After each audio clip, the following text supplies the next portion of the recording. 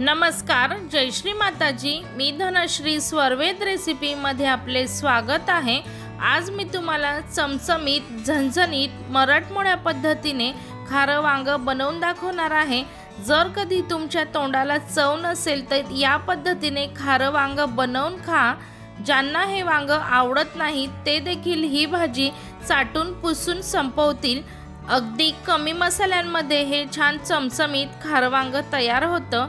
चला तर मग आपण खारं वांगसाठी लागणार आपण साहित्य बघूया। अर्धी वाटी खोबरं घेतलेलं आहे, त्याचे मी असे काप करून घेतलेले आहे।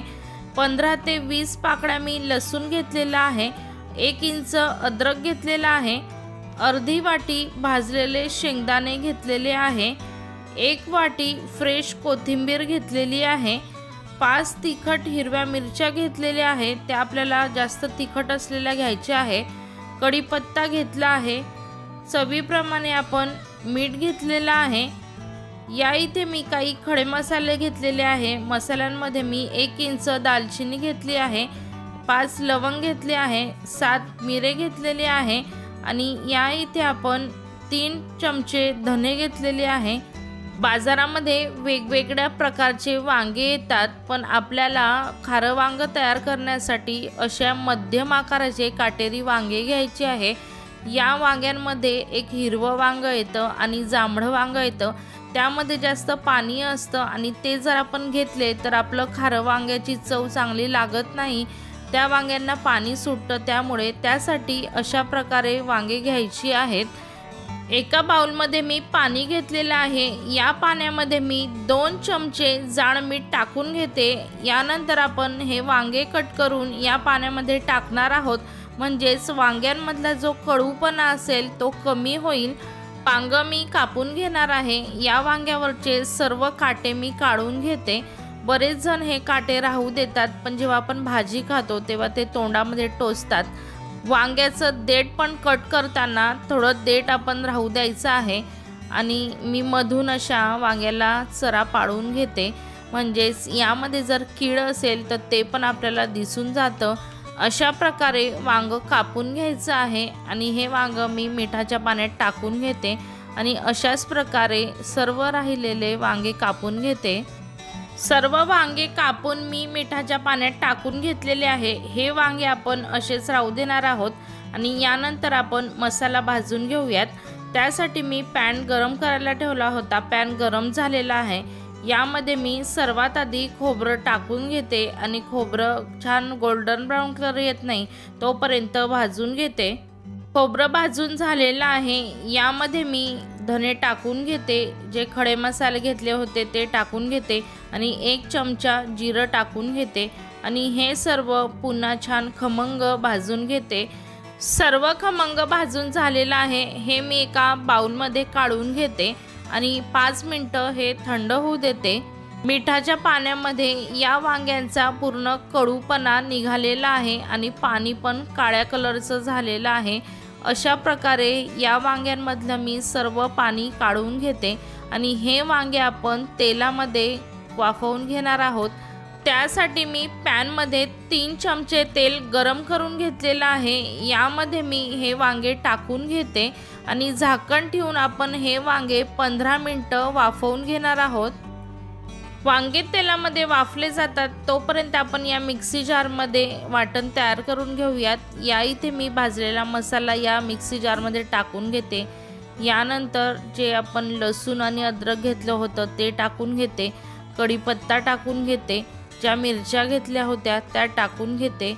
जी आपण भरपूर सारी कोथिंबीर घेतली होती ती कोथिंबीर पण टाकून घेते। शेंगदाणे आपण जे भाजून घेतले होते ते पण मी यामध्ये टाकून घेते आणि पाणी न टाकता आपण जाडसर असं हे बारीक वाटून घेणार आहोत। सर्व मी जाडसर असं बारीक वाटून घेतलेलं आहे। हे वाटण मी एका प्लेटमध्ये काढून घेते। प्लेटमध्ये मी वाटण काढून घेतलेलं आहे। या वाटणामध्ये मी 1 चमचा हळद टाकते, 1 चमचा मीठ टाकते आणि वाटणामध्ये हळद आणि मीठ पूर्ण मिक्स करून घेते।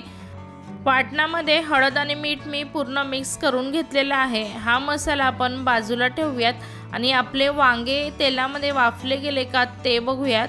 वांगे तेलामध्ये छान असे वाफले गेलेले आहेत। हे वांगे वाफण्यासाठी 15 मिनिटं मला लागलेले आहेत। 5-5 मिनिटांनी मी हे वांगे हलवून घेतलेले होते आणि हे सर्व वांगे मी या प्लेटमध्ये काढून घेते। सर्व वांगे मी प्लेटमध्ये काढून घेतलेले आहे। या वांग्यांमध्ये आता आपण हे वाटण भरणार आहोत। प्रत्येक वांग्यामध्ये मी दाखवल्याप्रमाणे असं वाटण भरून घ्यायचं आहे।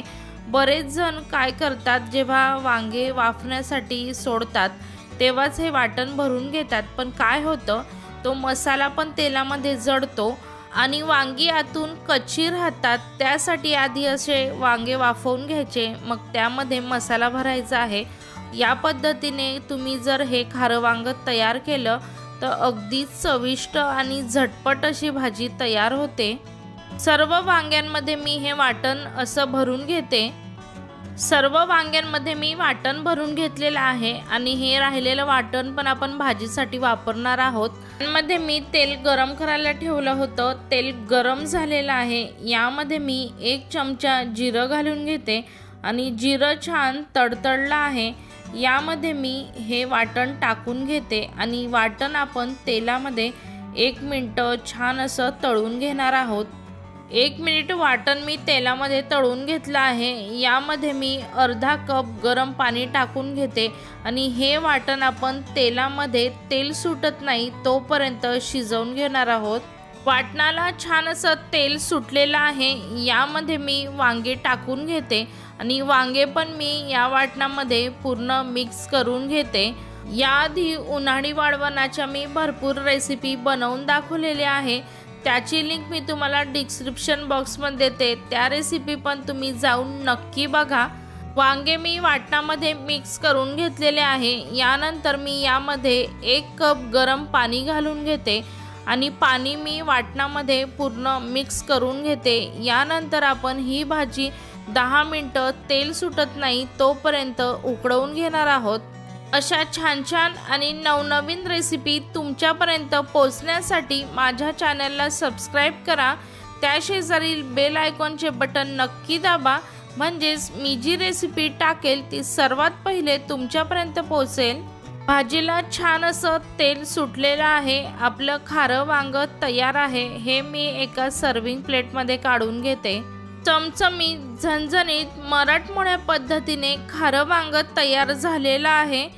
तुम्ही हे वांग पोळीसोबत किंवा बाजरीच्या भाकरीसोबत खा, अगदी चविष्ट लागतं। हे खारं वांग तुमच्या घरच्यांसाठी नक्की तुम्ही बनवून बघा। तुमचं खारं वांग कसं झालं मला कमेंट करून नक्की कळवा। तुम्ही माझा आजचा व्हिडिओ बघितल्याबद्दल धन्यवाद।